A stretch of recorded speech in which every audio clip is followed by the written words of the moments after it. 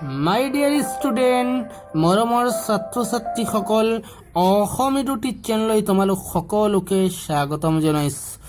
আজি আমি বিশেষকৈ আলোচনা কৰিম অনিৰ্দিষ্টবাচক প্ৰত্যয় কি, অসমীয়া ভাষাত অনিৰ্দিষ্টবাচক প্ৰত্যয়ৰ উদাহৰণ ব্যবহার মানে উইথ ইউজেস মানে ব্যবহার, অনির্দিষ্টবাচক প্রত্যয় কি আর অনির্দিষ্টবাচক প্রত্যয়ের উদাহরণ এক্সাম্পল উইথ ইউজেস মানে ব্যবহার সম্পর্কে আমি আলোচনা কৰিম। এই ভিডিওটো স্পেশালভাৱে অসমীয়া মেজৰৰ প্ৰতিজন ছাত্ৰ ছাত্ৰী আৰু দ্বাদশ শ্ৰেণীৰ প্ৰতিজন ষ্টুডেণ্টৰ কাৰণে বহুত বেছি ইম্পৰ্টেণ্ট হয়, কাৰণ দ্বাদশ শ্ৰেণীৰ চিলেবাছত ইয়াৰ উপৰিও দশম আৰু নৱম শ্ৰেণীৰ ছাত্ৰ ছাত্ৰী যিহেতু প্ৰত্যয় সম্পৰ্কে চিলেবাছত আছে তেওঁলোকৰ কাৰণে বহুত বেছি ইম্পৰ্টেণ্ট হয়। আৰু বিভিন্ন কম্পিটিটিভ এক্সাম টেট হওক ctet হওক নেট স্লেট আদি এক্সামৰ কাৰণে বহুত বেছি ইম্পৰ্টেণ্ট হয়, কাৰণ এই ভিডিওটোত কনসেপ্ট ক্লিয়াৰ কৰা হ'ব। গতিকে ভিডিওটো আৰম্ভ কৰাৰ আগতে সৰু ৰিকুৱেষ্ট কৰি যদি কোনোবাই এতিয়াও মোৰ চেনেলটো ছাবস্ক্ৰাইব কৰা নাই, ছাবস্ক্ৰাইব কৰি লাইক শ্বেয়াৰ কৰিব নাপাহৰিব, আৰু ছাবস্ক্ৰাইব কৰি বেল আইকনটো মানে দবাই থ'ব, যেতিয়া মই যিটো ভিডিও আপলোড কৰি নটিফিকেশ্যন যাতে সকলোতকৈ প্ৰথমতে তোমালোকৰ মোবাইলত যায়। আহো পলম নকৰি আমি মেইন টপিকছৰ মাজতে সোমাই যোৱাৰ কাৰণে চেষ্টা কৰোঁ। আমাৰ উল্লেখ্য বিষয় হৈছে অনিৰ্দিষ্টবাচক প্ৰত্যয়।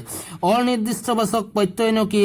যিবিলাক প্ৰত্যয়ে কোনো বস্তু বা পদাৰ্থৰ আকৃতি, অৰ্থাৎ যিবিলাক প্ৰত্যয়ে কোনো বস্তু বা পদাৰ্থৰ যদি আকৃতি বা পৰিমাণ নিৰ্দিষ্টকৈ বুজাবৰ কাৰণে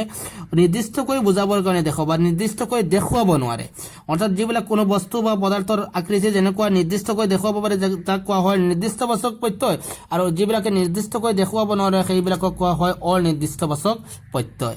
অনিৰ্দিষ্টবাচক প্ৰত্যয় বুলি কোৱা হয়। অনিৰ্দিষ্ট সেইবিলাক প্ৰত্যয় হৈছে অনিৰ্দেশাত্মক বা নিৰ্দেশক বা এইবিলাকে নিৰ্দেশ কৰিব নোৱাৰে বা অনিৰ্দিষ্টবাচক প্ৰত্যয় বুলি কোৱা হয়। অনিৰ্দিষ্টবাচক প্ৰত্যয় এটাৰ নাম হৈছে অনিৰ্দেশক।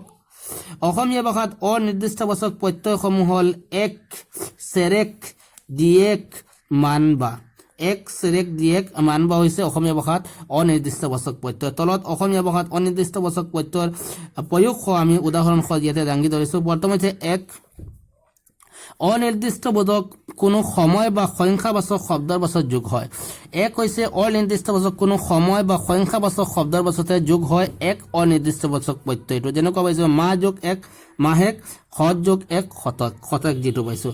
দিয়েক অনিৰ্দিষ্টবাচক বা পৰিমাণৰ বস্তু বুজাবৰ কাৰণে দিয়েক ব্যৱহাৰ কৰা হয়।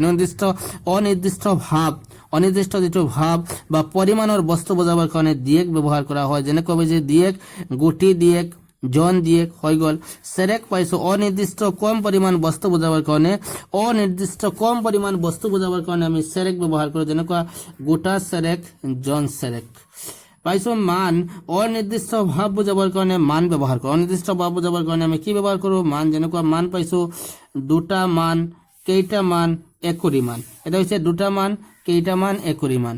ইয়াৰ পাইছোঁ বা বহু বচন বোধক কেই ৰূপমান, অৰ্থাৎ কেই ৰূপৰ পাছত বা ব্যৱহাৰ কৰা হয়, যেনেকুৱা পাইছোঁ বা কেই বা জনো মানুহ। এতিয়া হৈছে কি কেইৰ পিছতে ব্যৱহাৰ কৰিছোঁ, কেই ৰূপৰ পিছতে কি ব্যৱহাৰ কৰিছোঁ? বা কেই বা জনো মানুহ, মানে বহুত মানুহ ইয়াতে আহিছে সেই অৰ্থতে ব্যৱহাৰ কৰা হয়। কিন্তু কেইজন মানুহ আহিছে সেই সম্পৰ্কে আমাৰ নিৰ্দিষ্টকৈ ধাৰণা দিব নোৱাৰে, সেইকাৰণে বাটো হৈছে অনিৰ্দিষ্টবাচক। মান সম্পৰ্কে আমাক নিৰ্দিষ্ট ধাৰণা দিব নোৱাৰে, সেইকাৰণে এইটো হৈছে মানটো অনিৰ্দিষ্টবাচক।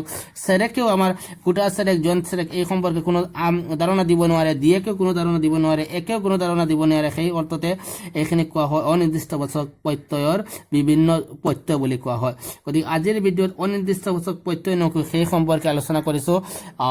এই অনিৰ্দিষ্টবাচক প্ৰত্যয়ৰ প্ৰয়োগ আৰু অনিৰ্দিষ্টবাচক প্ৰত্যয়ৰ পৰা কেনেধৰণৰ কুৱেশ্যন আহে সেই সম্পৰ্কে এই ভিডিঅ'টোত আলোচনা কৰা হৈছে। গতিকে এই ভিডিঅ'টো যদি তোমালোক সকলোৱে চোৱা যথেষ্ট উপকৃত হ'বা।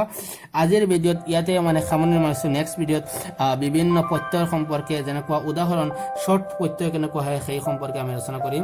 আজিলৈকে ইয়াতে শেষ কৰিছোঁ। নেক্সট ভিডিঅ'ত লগ পোৱাৰ আশাৰে জয় অসম।